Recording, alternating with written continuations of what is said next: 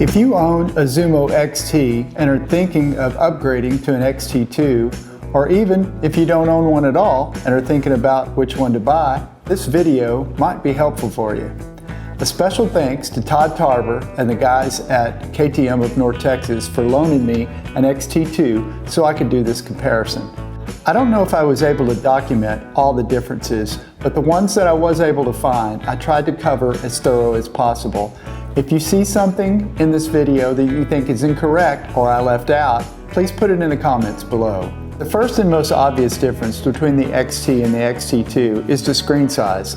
The XT2 is 6 inches and the XT is 5.5. I own the XT and don't find that the smaller size is a real issue, but it's always nice to have more real estate. A couple of other hardware changes. The XT2 now uses the USB-C connection and not the old style mini USB that's on the XT. Also, the XT2 has standard 12-volt power, so that means they got rid of the 5-volt converter box that's in the wiring harness of the XT. On the software side, the XT2 now uses the Tread app to connect to Explore, where the XT uses Garmin Drive. I found the setup on the XT2 with the Tread app to be more intuitive and a little bit easier than setting up the XT with Garmin Drive, but when both are connected correctly, they work as intended. I have a video on setting up the Garmin XT with Drive to connect to Explore, which will be in the link in the description below. On the XT, if you're out in the field and need to share data with another XT user, you can send the data directly from the XT via Bluetooth to other XT units. You also have the option of sharing it to the SD card. On the XT2, your options are using Tread or the SD card. I'm uncertain if you can share data directly to other XT2 users using the Tread app on the XT2. But you can share it to Tread on your phone and then share it to other users' phone, and then they can open the file with Tread to get it to their XT2. This works with no cell service. However, it will not show up in Explore on the cloud until you have a cellular connection. This all seems a bit more complex to do in the field compared to the XT. If it is possible to send data directly from one XT2 to another XT2 using Tread, let me know in the comments below. Since I don't have 2 units to do this, I couldn't test it. I use my XT for adventure riding, so I heavily rely on tracks and not routes. But if you're a pavement rider and would like to plan a route on the GPS itself, you might find the XT2 to be a little more intuitive. On the XT, you have to go through a hierarchy of menus to achieve the task. If you're an XT user, I would suggest doing this directly in the Explore app on your phone, and then it will be imported to the XT. If you do this on the XT, it will start as a course in Explore. Don't forget to convert it to a route in Explore and save it, otherwise it won't show up on the XT.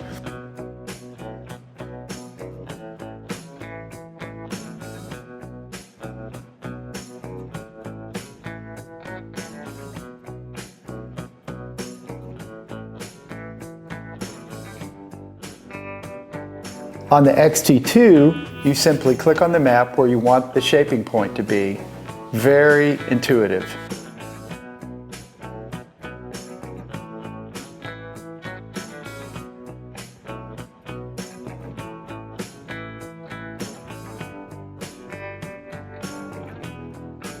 I found both units very responsive to zooming in and panning around the maps.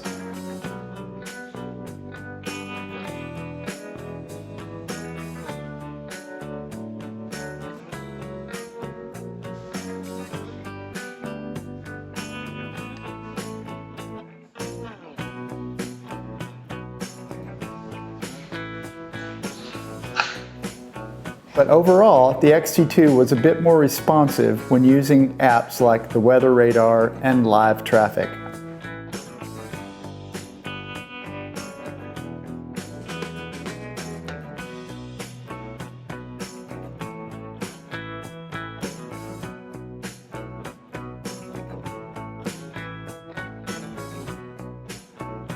One of the apps I love on the XT and is not present on the XT2 is iOverlander. It is a user-supported camping app. Think of it as Waze for camping. I know some of you are going to say, no big loss, I can get the app on my phone. Yeah, you can, and it's great, but the thing that's wonderful about the app on the XT is that it works without a cellular connection. I use this on just about every multi-day ride I've been on where camping is involved. I have a video on iOverlander and the XT in the descriptions below.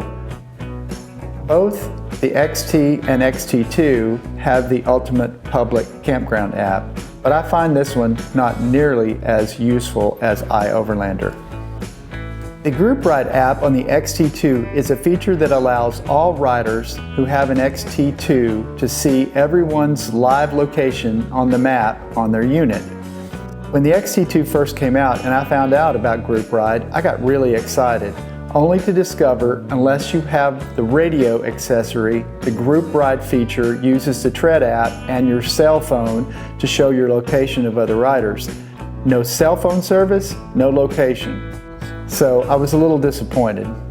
I ride in remote areas where cellular coverage is sketchy, so this feature is sort of useless to me without the radio accessory.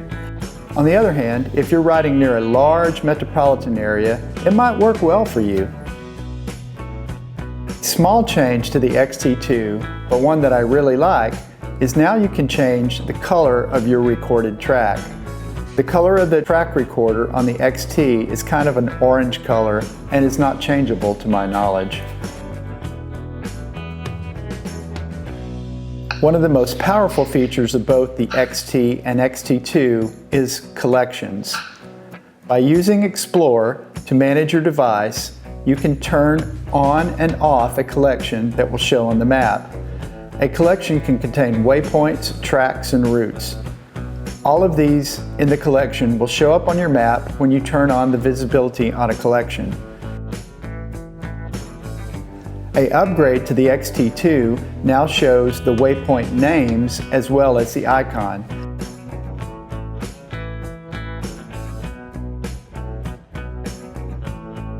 On the XT, you only see the waypoint icon and have to touch the icon on the screen to display the name.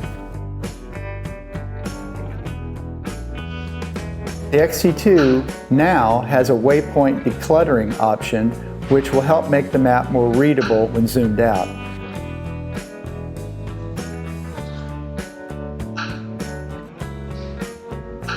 The XT has 3 navigation calculation modes in settings: faster time, shorter distance, and straight line. The XT2 only has 2, faster time and straight line. I don't know why they removed shorter distance. Maybe there's another way to access on the XT2 that I didn't see?